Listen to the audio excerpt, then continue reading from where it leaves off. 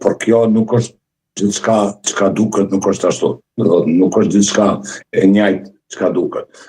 Prandaj ezaurimi përfundimtar apo finale edhe mund të jenë zgjedhjet.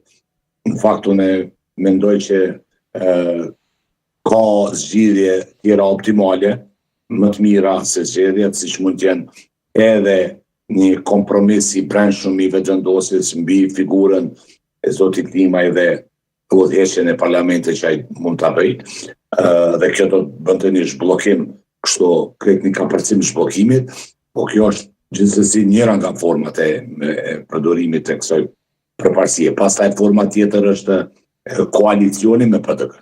Pastaj forma tjetër mund të jetë edhe telefonatat apo presioni i butë, siç e pa me Quintin para një dite në relacion me ndikimin nga zyra e madhe për me ia dhënë shtyme gjetjes së zgjidhjes edhe kompromisit. Sado që konsideroj që kur e shikojmë kështu pa ndonjë ngarkesë politike, pa marrë anë, kret okej, në start ka qenë gabim ky taktizim politik i PDK-s, LDK-s, edhe më pak i AK-s, po dhe i AK-s, taktizimi që të bllokohet një proces i këtill, i konstituimit të kuvendit, sepse kjo është tik me dy teja.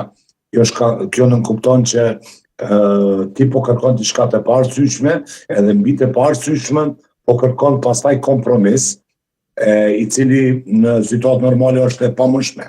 Kjo si me të kërku në Arben ty ndroja anën mikrofonit se e kina anën e gabuar aty në studio, sepse ashtu unë po mendoj se mu ka tek.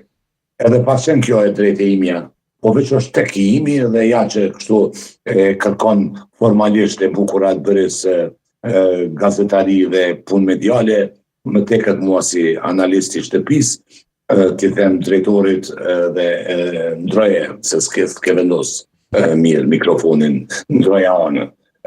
Kjo është kërkesë e imja, unë kam të drejta bëj këto, por përgjësia pastaj më bie në mu, përgjësia negative ta quaj.